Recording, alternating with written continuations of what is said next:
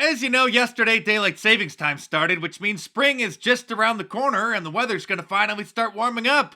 Or as the liberals call it, the climate will start changing.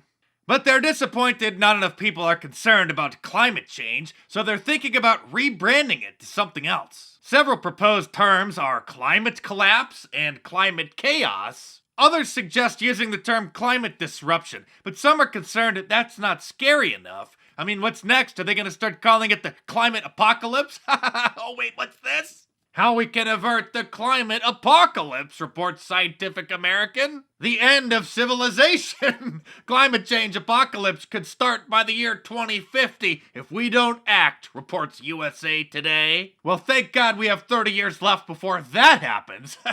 Oh wait, what's this? The climate apocalypse is now, and it's happening to you. Thankfully, Good Morning America put together this powerful PSA to help stop the apocalypse. Reducing our carbon footprint means changing our habits, but change is hard. Sometimes we listen to our better angels, but other times our devilish instincts have us taking the easy path.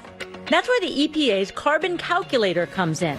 It adds up all our little choices to help us see the amount of carbon we personally put into the atmosphere. Apparently, the average age of a Good Morning America viewer is 5 years old, because this is the kind of video you would expect to be shown to a group of kindergartners. To help catapult the propaganda, as George W. Bush would say, the United Nations asked Hollywood to help them insert messages about global warming into their television shows and movies. And Hollywood, always willing to help promote the globalist agenda, willingly obliged. For example, in the 2018 installment of The Predator, scientists determined that the reason the creatures had returned to the Earth was to collect human DNA before we became extinct from climate change. Matt Damon tried to get out the word in his flop of a film Downsizing, where he was shrunk down to a miniature human like a Honey, I Shrunk the Kids spin-off. The movie was marketed as a comedy, but it was really just a boring lecture about climate change and recycling.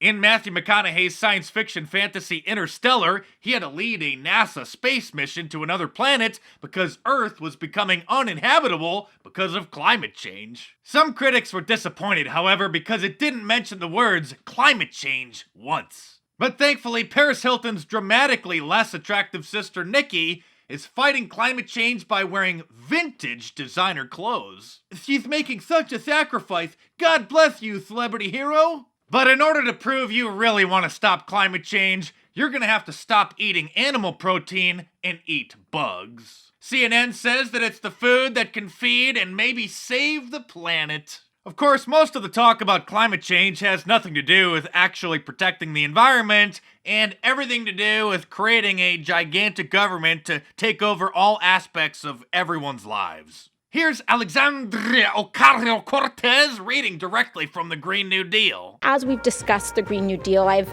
noticed that there's been an awful lot of misinformation. So I have decided that since my colleagues could not, for some reason, read the resolution, that perhaps this hour would be spent best reading it to them, providing resources, training, and high-quality education, including higher education, to all people of the United States and ensure prosperity and economic security for all people in the United States, ensuring a commercial environment where every business person is free from unfair competition and domination by domestic or international monopolies, strengthening and protecting the right of all workers to organize, unionize, and collectively bargain, guaranteeing a job with a family-sustaining wage, adequate family and medical leave, paid vacations, and retirement security to all people of the United States. I'm sorry, sweetie, but I didn't hear anything about protecting the environment.